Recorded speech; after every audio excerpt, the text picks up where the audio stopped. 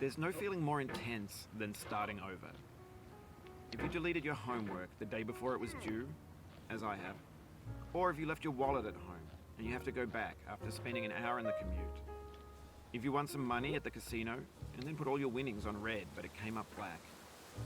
If you got your best shirt dry cleaned before a wedding and then immediately dropped food on it. If you won an argument with a friend and then later discovered that they just returned to their original view. Starting over is harder than starting up. If you're not ready for that, like if you've already had a bad day, then what you're about to go through might be too much. Feel free to go away and come back. I'll be here. Alright, thanks for coming with me on this trip. I'll understand if you have to take a break at any point. Just find a safe place to stop and quit the game. And don't worry, I'll save your progress, always, even your mistakes. This game is a homage to a free game that came out in 2002, titled Sexy Hiking. The author of that game was Jazzuo, a mysterious Czech designer who was known at the time as the father of B games. And B games are rough assemblages of found objects. Designers slap them together very quickly and freely, and they're often too rough and unfriendly to gain much of a following. They're built more for the joy of building them than as polished products. In a certain way, Sexy Hiking is the perfect embodiment of a B game. It's built almost entirely out of found and recycled parts, and it's one of the most unusual and unfriendly games of its time. In it, your task is simply to drag yourself up a mountain with a hammer. And that act of climbing, in the digital world or in real life, has certain essential properties that give the game its flavor. No amount of forward progress is guaranteed. Some cliffs are too sheer or too slippery. And the player is constantly, unremittingly in danger of falling and losing everything. Anyway, when you start Sexy Hiking, you're standing next to this dead tree that blocks the way to the entire rest of the game. It might take you an hour to get over that tree, and a lot of people never got past it. You prod and you poke at it, exploring the limits of your reach and your strength, trying to find a way up and over. And there's a sense of truth in that lack of compromise. Most obstacles in video game worlds are fake. You can be completely confident in your ability to get through them once you have the correct method or the correct equipment or just by spending enough time.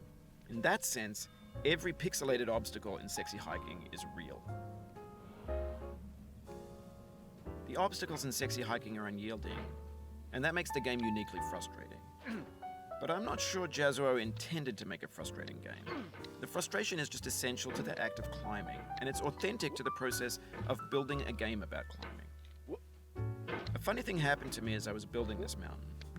I'd have an idea for a new obstacle, and I'd build it, test it, and it would usually turn out to be unreasonably hard. But I couldn't bring myself to make it easier. It already felt like my inability to get past the new obstacle was my fault as a player rather than as a builder.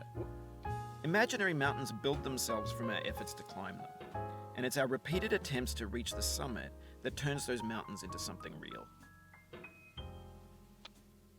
When you're building a video game world, you're building with ideas, and that can be like working with quickset cement. You mold your ideas into a certain shape that can be played with, and in the process of playing with them, they begin to harden and set until they're immutable, like rock. And at that point, you can't change the world, not without breaking it into pieces and starting fresh with new ideas. For years now, people have been predicting that games would soon be made out of prefabricated objects, bought in a store and assembled into a world. And for the most part, that hasn't happened, because the objects in the stores are trash. I don't mean they look bad or that they're badly made, although a lot of them are. I mean they're trash in the way that food becomes trash as soon as you put it in the sink. Things are made to be consumed and used in a certain context, and once the moment is gone, they transform into garbage. In the context of technology, those moments pass by in seconds. Over time, we've poured more and more refuse into this vast digital landfill that we call the internet. It now vastly outnumbers and outweighs the things that are fresh and untainted and unused. When everything around us is cultural trash, trash becomes the new medium, the lingua franca of the digital age. And you can build culture out of trash, but only trash culture. B games, B movies, B music, B philosophy. Maybe this is what digital culture is. A monstrous mountain of trash, the ash heap of creativity's fountain. A landfill with everything we ever thought of in it. Grand, infinite, and unsorted. There's 3D models of breakfast, Gen X's fanfic novels, Scan magazines, green screen Shia LaBeouf, banned stuff scenes on LiveLeak.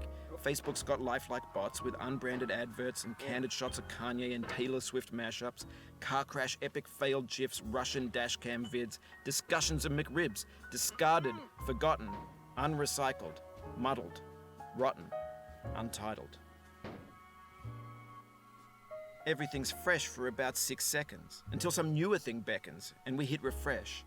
And there's years of persevering, disappearing into the pile, out of style, out of sight. In this context, it's tempting to make friendly content that's gentle, that lets you churn through it but not earn it. Why make something demanding if it just gets piled up in the landfill, filed in with the bland things? When games were new, they wanted a lot from you. Daunting you, taunting you, resetting and delaying you. Players played stoically. Now everyone's turned off by that. They want to burn through it quickly, a quick fix for the fickle,